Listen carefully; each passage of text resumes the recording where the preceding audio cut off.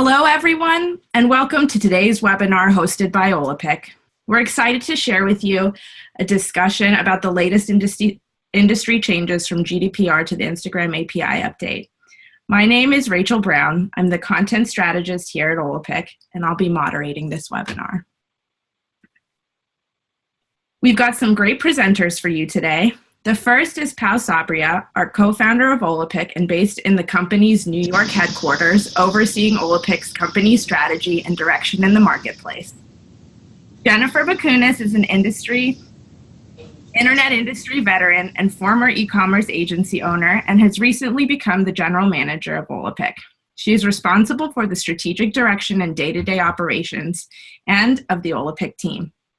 And our last presenter is Dave Marcus, Senior Product Marketing Manager for Olapic. He spends much of his free time as possible playing soccer, rock climbing, and occasionally woodworking. And before we get started, I'm going to go over a few housekeeping rules. In the next hour, we're going to discuss some of the industry changes and how Olapic can help you. Before we get started, here are some of the housekeeping items to keep in mind. First, during the webinar, the audience will be in listen-only mode.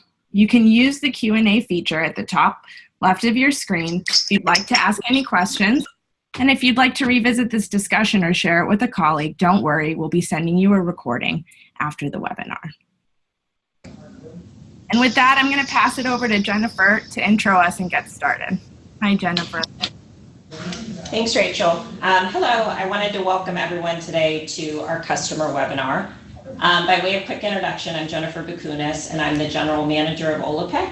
I've been with Olapic's parent company, Monotype, for about 2 years as the Senior Vice President of the Americas, and a few months ago, I became the General Manager of Olapic. My email address is here on this slide, so please don't hesitate to reach out and say hello, or let me know if I can help you in any way. Just a few quick opening thoughts before we turn things over to our subject matter experts, Pau and Dave, to walk through today's content. We recognize at Olapic that there have been a lot of changes in the content collection and activation industry over the past few months, primarily influenced by GDPR and Instagram. And over these past couple of months, as these industry shifts have been taking place, we've heard a lot of feedback and questions from you guys, many of our customers. We wanted to take this opportunity today to provide our point of view on the industry changes and to try to answer as many of your questions as we can around them. We'll be discussing how these industry dynamics impact your workflows within the Olapic products and also provide you with many best practices tips that we hope you can utilize going forward. So what we hope is that you'll walk away today with a better understanding of how you can continue to collect authentic on-brand content at scale from both your customers and your influencer community, and how you can activate that content in a very efficient and cost-effective way.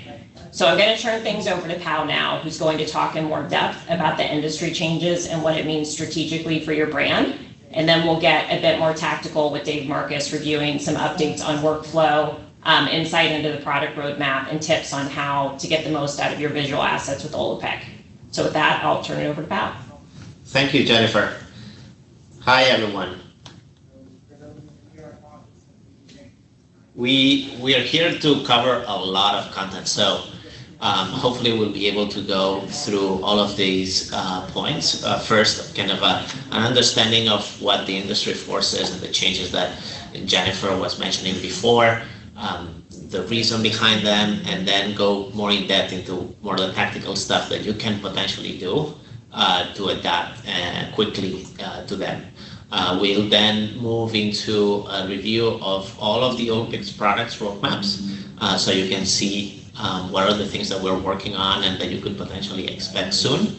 And finally, we'll go over some of the summaries, conclusions at this point in time that we have gathered from customer conversations with people like you, as well as insights that we continue to kind of digest and evolve with our customers. Finally, we'll open up for questions and answers, and we will answer any additional thoughts that you may need.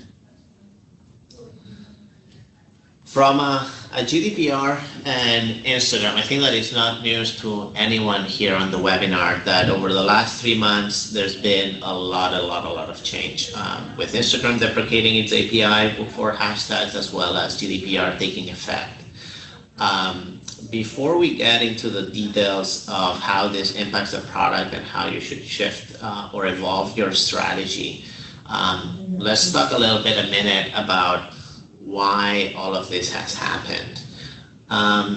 We believe that Instagram and GDPR have created more protection for consumers. And ultimately, this is a great thing for some of the top brands in the world like yourselves. The industry, to some degree, has reached the point in which more authenticity, more transparency, more trust is required. And this is something that to be able to create effectively an authentic and transparent relationship with consumers is something that brands continually have to be working on. And so ultimately, as this becomes the new norm, brands need to adapt and make sure that all of this is happening. Obviously, this, for those established brands that already have the brand equity with the consumer, is an easier one, and it's becoming more of the spotlight of how brands should be behaving going forward. If you're doing something that diverges from this kind of great access of transparency and trust, it's something that obviously you need to be probably evolving into more trust-centric. With that, just a very quick reminder, just to set the stage for how Olapic is behaving specifically with GDPR, the new European regulation, is that we're GDPR ready. And what that means is that the product works in a way that allows companies to be GDPR compliant with the way that they use Olapic, as well as the content storage policies that we comply with enable for all our customers to ensure that data is treated in the appropriate way. And that means that we have both the ability to erase data after a certain amount of time, but obviously we also have a smooth process for rights to be forgotten. Finally, you can see the updated privacy policy in terms of services, and if you partner with a third party to use Olapic content elsewhere, we also do conduct reviews with GDPR in terms of partnering with those partners. Finally, also diving deeper into the Instagram API updates. The first and foremost, obviously, the deprecation of hashtags, ability to comment on content, as well as the mentions and the ability to collect from mentions and tags. This is something that is important for a couple of reasons. Number one, it's a shift and a bet from Instagram towards aggregating and ensuring that the way that brands communicate with consumers is more authentic and more transparent, meaning that the only people that can actually comment back on a mention are the account being mentioned. This will enable for a much more unique one-to-one conversation by brands that cannot be hijacked by others, by third parties, by other brands, by other developers, as it was with hashtags. Instagram strongly believes that this is a much more natural way of communicating, and the mention itself is much more of a trigger that leads into a conversation. Therefore, we should see lower amounts of spam from that type of content, and we'll talk very quickly onto what we're seeing from a data perspective. Finally, you can obviously post content automatically on Instagram, yeah. Finally, just so you know, what we are seeing as of now with mentions is that the content that we are collecting from mentions is 10 times higher quality than the one that we were collecting from hashtags, and this comes from all of the customers that are collecting both from hashtags and from mentions as of now. Up until now, what this is interesting is that effectively the brands are seeing that the stream of content that is coming from mentions has less spam, and that allows for content to be to require less work and be much more streamlined into being usable. So to some degree, what brands are seeing is that the content that comes from mentions, from a volume perspective, enables them to produce the same amount of content that they were producing prior to that on hashtags. So all in all, what we're seeing is that contents are stable, and the content that brands are producing and that they are then syndicating into their different channels, into their e-commerce, are equally as high as they were before mentions and before the deprecation of hashtags. And finally, what this enables is brands kind of betting on mentions more and more and more. We see discrepancies in how different verticals are adopting. So we see consumers, CPG and home, adopting mentions much quicker than the rest. So you see, for instance, travels are having more issues activating those mentions. But what we also see is that there's different success rates. So it is extremely important that, and we will cover this, that you adopt the best practices in the best way possible, so that you see a return in the amount of content that you're collecting from mentions. Overall, what you need to know is that as consumer shifts, what we should expect is that obviously the amount of spam content or the quality should decrease, because what's going to happen is that most of the people that are using hashtags as a way of just generating visual spam will shift towards mention as those get the eyeballs. But also, you will see that the content overall, the volume overall of content produced and collected should grow.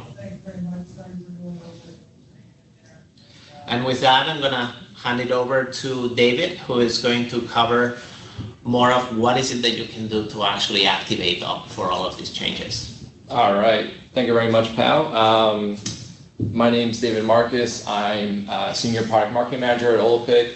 And not to sound too dramatic, but mentions are here. Mentions are taking center stage. I want to give you a little background about why they're important, a couple of helpful ways to use them, and then just a couple examples of how our brands that we're working with are making the most of them and helping to educate their community. So as I go through this, I want to, actually, is this not switching forward? There we go. As we go through this, I first wanted to just talk about what are mentions, what are tags, just to clarify, to kind of set the stage here. If we're talking about tags, tags are when a username is added to the image itself. Instagram has opened up this ability for us to collect from tags. We're going to be releasing this in the near future. It's something that we're working on. But right now, what we can collect from is mentions. And mentions are when you either mention someone's username in a post or in the comment of the post. And those should both be collected into the content engine. So now that we have mentions, and mentions have been, I think, the top product requests that we've seen over the years, being able to collect from them. Why should you move to them? Why should you start this collection? Well, because Instagram released this new Facebook Graph API that Pao touched on when he was going over those Instagram updates, is to become the primary way to ask for rights. So what happened in the past with the old API that Instagram had was that anyone could post any comment to any hashtag, and what this was doing was causing a lot of spam in the community. There was a lot of unsolicited messages that people didn't want to see. So now with this switch to the Facebook Graph API, you can only add your own comment to an Instagram post if someone has mentioned your own brand name. So with that in place, you have so much better control over what your community looks like, what that discussion looks like, and you can have this better conversation with brands and between users. One thing that Instagram also said, in addition to reducing spam, is that they view a mention as a greater indication that a user wants to have a conversation with the brand. And I think from those stats that Pao shared, first off, that higher approval rate on the client side, but also that higher rights approval rate is showing that brands really do use mentions, or users do use mentions to say, I want to have a conversation with the brand. So now where we are with the content engine is you can collect from mentions, you can collect from hashtags, you can collect from locations, and soon you'll be able to collect from tags. And this is giving you just more of a holistic view of what's being posted to your community on Instagram. And we want to give you a better idea of what's being posted there, let you collect that content, and make sure you ask for rights for that, and help you activate that. So if you haven't started already, I just want to give you a quick overview of how to get started with collecting from mentions. This is kind of the back end stuff, and you may need to coordinate with a couple people on your team to get this together, but here's the 4 basic steps that you'll need to get started. You should have access to your brand's Facebook page, and you should be either an admin or an editor to that page. That's going to come in handy later. So what you want to do is you also want to have access to your brand's Instagram profile that you want to collect mentions from. Once you're on the Facebook page itself, what you'll do is you'll go into settings, and then from there you'll connect your Instagram profile to your Facebook page. It's going to ask you if you want to convert that to a business profile. If you haven't done that already, highly recommend it. You'll be able to get increased stats on how your profile is integrating or interacting with different users, and you'll be able to follow this process and begin collecting from mentions. Once you've connected your Instagram business profile to your Facebook page, what you'll do is then you'll go into the content engine, and then as the admin or the editor of that page, you'll then connect your Facebook account to the content engine, then head on over to collections, and when you set up a new collector to collect from mentions, you'll see your brand name already populated there. You just have to set that up and it's ready to go. So as I mentioned, this is high level. I don't know if everyone's visited the knowledge base, but I highly recommend checking that out. If you're in the content engine, you go to the top right corner, you click on that little question mark, and we have built out this massive help section with strategy decks, how-to articles, and kind of everything above, everything we could think of that will help you become successful with Olapic. So with that being said, we talked about mentions a lot. What about hashtags? Where do they sit right now? From our partnership with Instagram, we've understood that hashtags will not be deprecated. They will be supported by the new API, but they need to be a supplemental strategy to mentions. This can't be the primary way that you're collecting content from Instagram. So what we're recommending here is that if you are collecting from mentions, you could also say, yes, I have a campaign for hashtags. That's important if you want to promote a hashtag. This could still be seen as more of a reach play because Instagram has built certain things into their products to help promote that hashtag community. But if you do want to use that content, if people do want to have their content featured on your Instagram, it's very important that they use mentions. And we know that hashtag content is still important. We've heard that feedback from so much of you, and I think even from Powell's side, you've seen the volume of content that's being collected via hashtags and locations still. However, at the same time, with the switch to this new API, it hasn't made it easy to programmatically ask for rights for this hashtag and location-based content. But like we said, we know what you guys are going through. We want to make sure that you use all this great content, so we introduced a Chrome extension called the Rights Requester. And what this lets you do is it lets you find this content in the moderation queue that you've collected from hashtags, you've collected from locations, select the images. Those images will be opened in your Instagram browser. And because you're logged into your Instagram, you can go one by one and post that content. It's not the most perfect solution right now, but we knew that this is very important for you guys. We wanted to make sure that there's a solution out there, and we're constantly looking to see how can we make this better, how can we make this more efficient for how you use this. There's a link in our knowledge base if you want to check it out, or you can head to the Chrome web store and get this for yourself too. So I'm a huge fan of puns, so I just want to mention a couple ways to get started. I think as you're looking at mentions, one big thing that you're going to have to do here is educate your audience. I think for the longest time, they've followed the path of posting to hashtags to be featured. But now we're in this place where we can say, you know, this is how you're going to be featured on our site. This is how you're going to be featured in our marketing material, and let them know that they should be using mentions across your digital properties. But not only digital, I would go beyond that. I would even say that If you're looking at your offline properties, what do you have that's printed? You could have a receipt that had a hashtag, maybe it should be a mention. There could be some campaign going out in the future that may have been hashtag focused. Maybe it should be mention and hashtag now. And I would also say that if you're running some sort of employee advocacy program, make sure that instead of maybe posting to a hashtag, now it's mentioning you and posting to that hashtag. So I know at Olapic we have hashtag Olafun. So if you have something along those lines, make sure that it's mentioned and that hashtag too. That'll help you get that content, activate that content, and find more great stuff to use. So we talked about having a hashtag as the supplementary part of your strategy, not the main focus that you want to have. And I think one of the great ways that you can make the most of that through the content engine is to set up a collector that has a primary rule for collecting from your brand mention and then segmenting that out by the hashtag. This will help you actually find this content that fits in these specific themes, make sure it goes into the right bucket, then auto assign it to a stream. That way, if you're looking for something in the future, it'll be easier to find that content, easier to activate that content, and hopefully save you some time. So this is something that you could look at now. So what I want to do is I just want to walk through a couple of really cool examples that we've seen of the different ways that people have been promoting mentions and also showing hashtags too. People have updated their widgets to feature the mention more. We have a couple different examples of that. I think this is incredibly important to put together. We've also seen people update their social media profiles to call out that mention. And Instagram stories, saying the rules have changed. The industry has changed. If you want to be a part of our brand, make sure that you mention us. So I think before I jump into the roadmap, I just want to highlight a couple of things. We do know that education piece is very important for you guys, and we want to help you with that education. So in the near future, we're going to be releasing a couple of things that let you know the best ways to go about educating people and a couple of different assets too that you can use to help across these digital properties. But now it's roadmap time, so let's jump into this.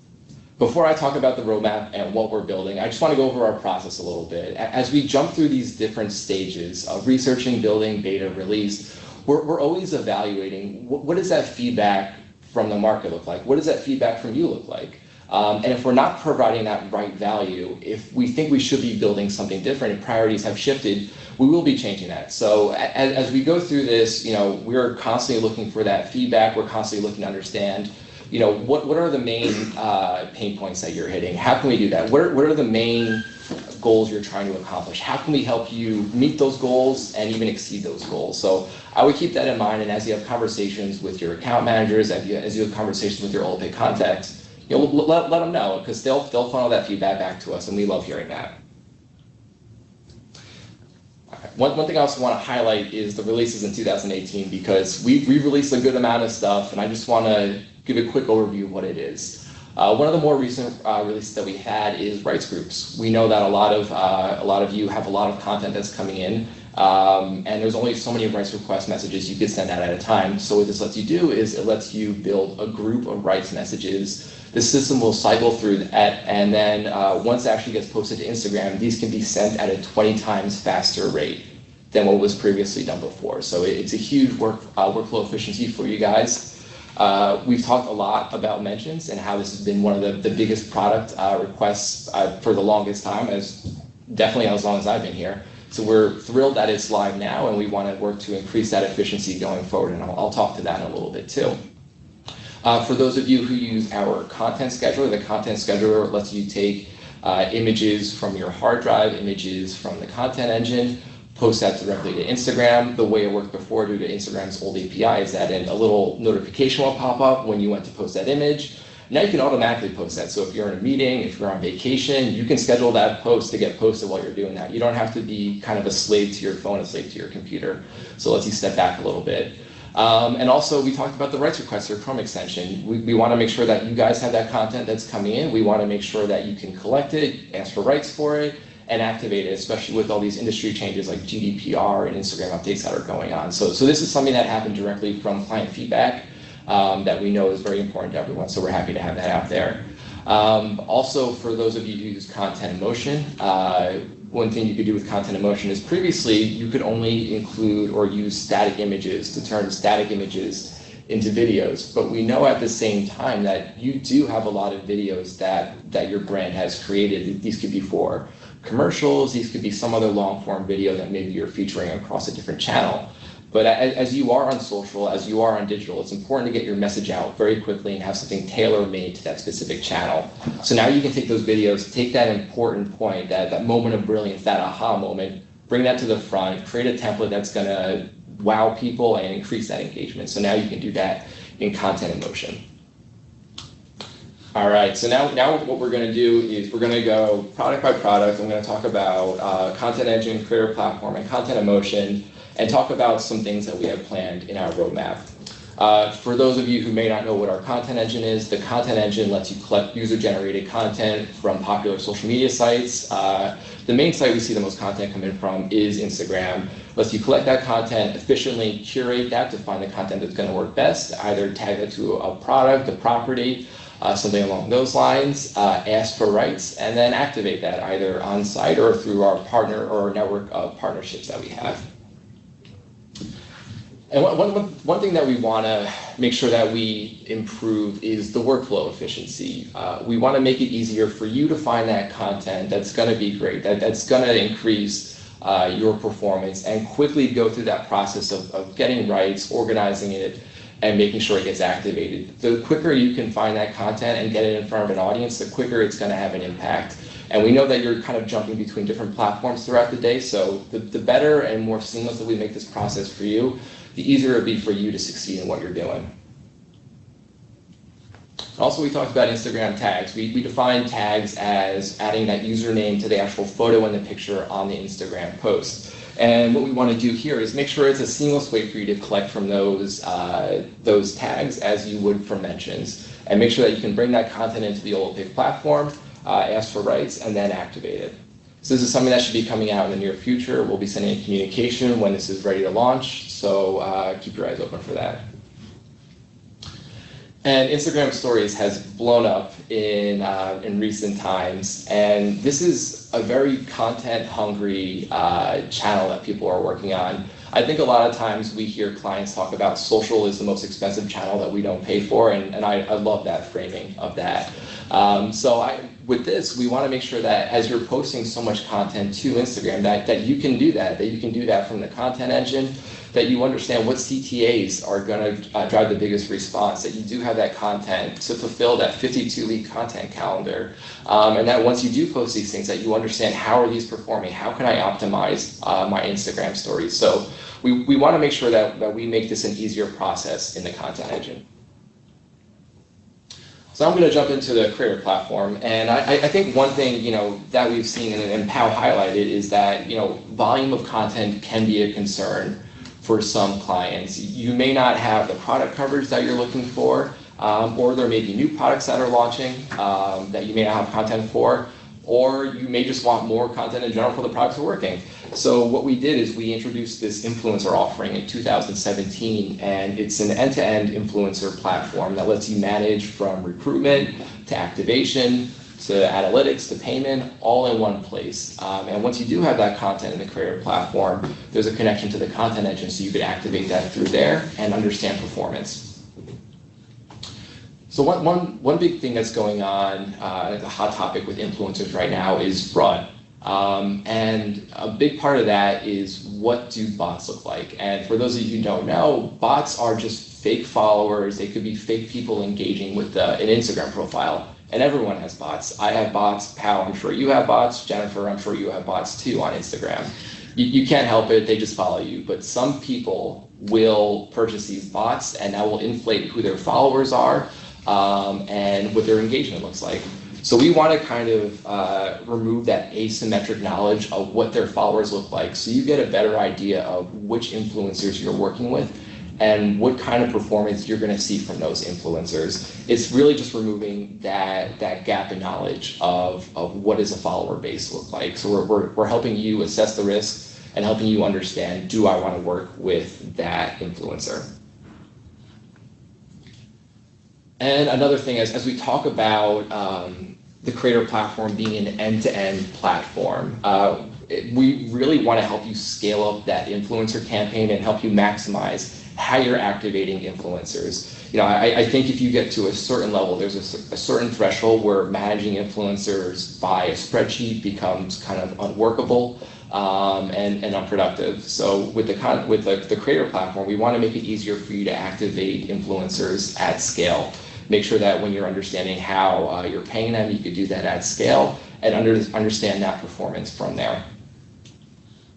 All right, so now we've talked about 2 ways to kind of get that content and create that content. And once you do find what's working for you, let's say you have a great image that you've loved, how do you maximize that? How do you maximize how that's actually performing, how it's actually getting in front of eyes? So with content in motion, what this does is it takes static images, it takes video, and by working with our designers, it lets you turn these into more short form video. That's really been playing very well across social and digital channels. The way it works is that you as a brand would work with one of our designers. You would work to create these templates, which are essentially these building blocks of different animations, different images or videos, or copy inputs. You can customize those videos just with the click of a button, and then from there you can actually export unlimited videos. So it becomes this great tool to reduce the lead time to create new video and make that part of your content strategy. But we know with creating video that it's never just one person doing it. If it is one person, I'm sorry, I know that's a very tough role to have.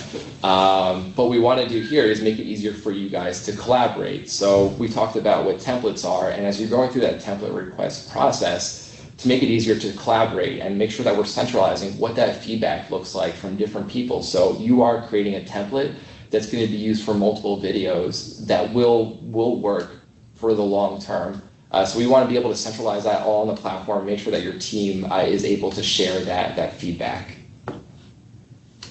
And we also want to help understand, if you're prioritizing certain content, if you're seeing certain videos that are working better than others, how can you replicate success? How can you make sure, okay, I've done one video that works great, we saw a great response from it, we want to do it again. We want to be able to easily do that, or if you see something that's not working, to be able to iterate on a different idea, to make sure that you can constantly test to see, this is something that I should move forward with, this is something I should prioritize, or this is an idea that's not working, we need to rethink this. So we want to make sure that it's easier to do that within content in motion. And this is a fun one here. So what we want to do with supercharging your video creation is let you hook up your product feed, your property feed to content in motion, build these dynamic templates so you can, with the click of a button, create a video for each product that you have. And with this will help you increase your product coverage for videos, which we know can be very costly to create. If you're using email campaigns, social, or anything like that, that could be very segmented.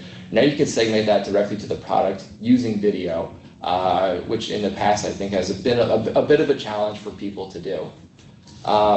So we're excited to roll this out. If you're interested in this, talk to an Olapic account manager to hear more about it. But with that being said, this is our roadmap. Like I mentioned before, we're always looking for feedback, so feel free to reach out to us. You have Jennifer's email now, so feel free to ping her or talk to your Olapic account manager. And I'm going to go ahead and turn this over to Pal. Thank you, Dave.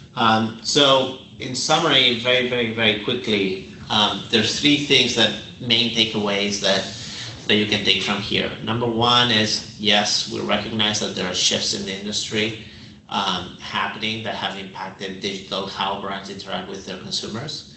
Obviously, a lot of that is for the best, mostly as the nature of the power that consumers have require brands to open up and be more transparent and build on that trust that they have. The second piece is, as you catch up with all of these shifts, what we're seeing is that the brands that are shifting dimensions are very, very successful with it. So if you haven't yet, do leverage mentions and continue to promote it aggressively, as the quality of the content that comes from mentions is way better than the one coming from hashtags.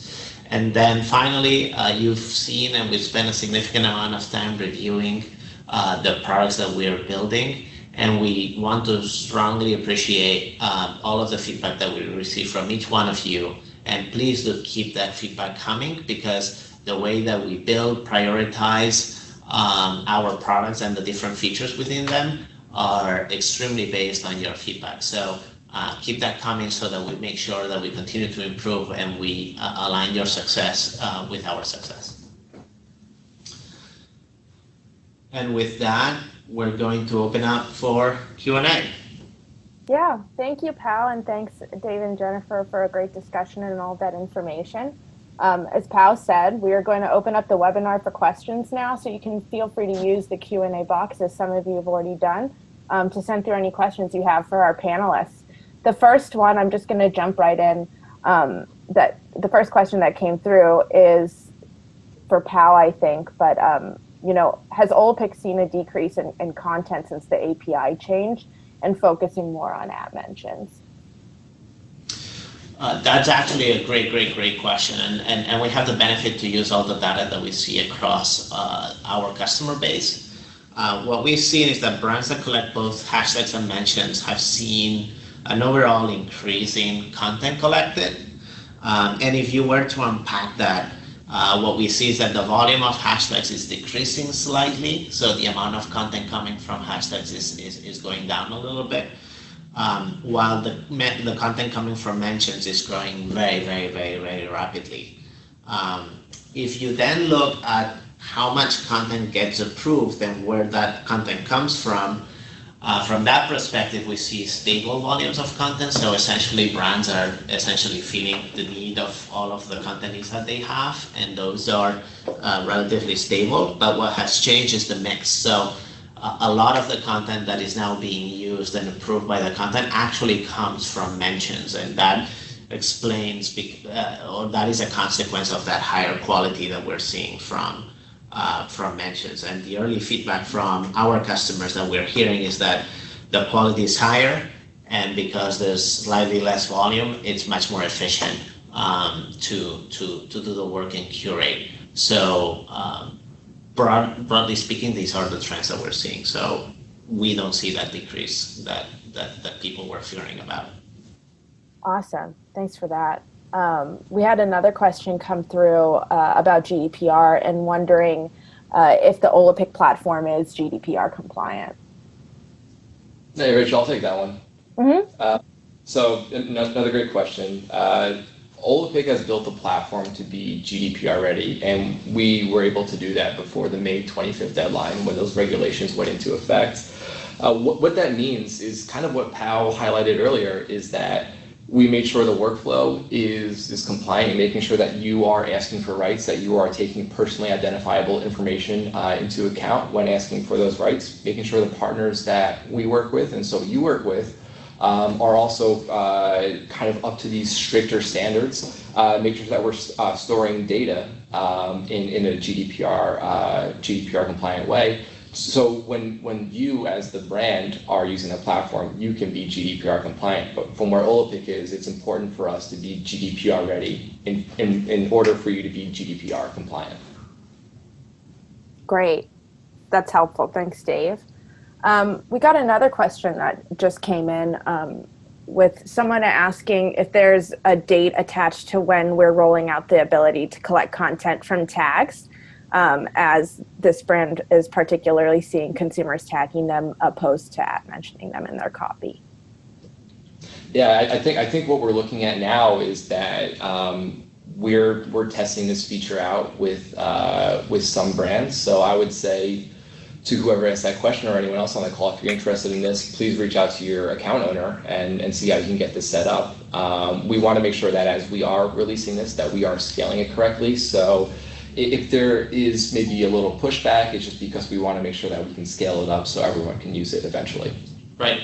And I want to also add to that the Instagram API for tags is going through some changes. So one of the reasons why we're making sure that all of this goes as smooth as possible is because the underlying API is changing. So we just want to make sure that everything is essentially fixed and well built so that you can actually use it without any interruptions going forward. Awesome. Thank you, Pal and Dave. We have time for a couple more questions.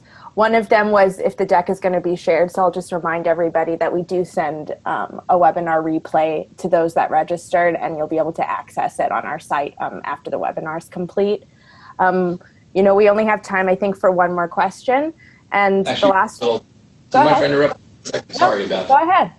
I also just want to highlight, we talked about the knowledge base before, and a lot of great content like this is on the knowledge base. So if you are looking for these slides, a lot of what I went over already exists on the knowledge base. So I'd recommend checking that out too.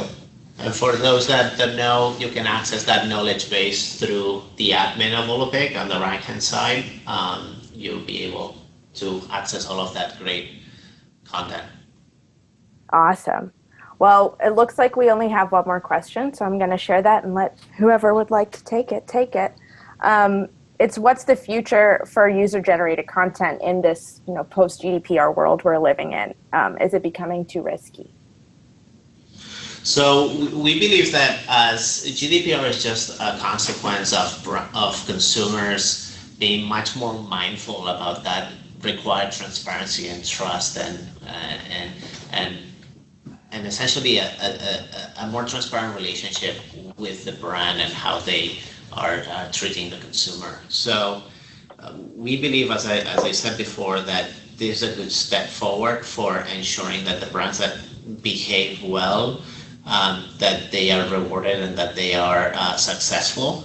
And so if anything, we believe that this kind of increased focus on authenticity is a good thing for user-generated content, because ultimately the brands that in the past have been the ones that had a stronger relationship with the consumer, the higher brand equity, have always been the ones that have been more successful collecting the best content and ensuring that relationship with the consumer, even like the rights request percentages were the higher. So all of playing nice with the consumer and rewarding the consumer and kind of broadcasting the consumer have helped build that brand equity and that transparency with the consumer. So if anything, what we are foreseeing is the opposite, which is that in a post-GDPR world, brands are more interested than ever in using user-generated content to strengthen that relationship with the consumer so that they can then do marketing in more effective ways. Amazing. Well, thank you, Pao, for that answer, and thanks to Dave and Jennifer again for hopping on this webinar. Unfortunately, we've actually come to the end of our webinar, and we want you to look out for the follow-up email that will be coming from us soon with the webinar replay. So on behalf of Olapic and all of the presenters that joined us today, thank you for joining us, and we hope that you guys have a great day. Thanks, everyone. Thank you. Thank you.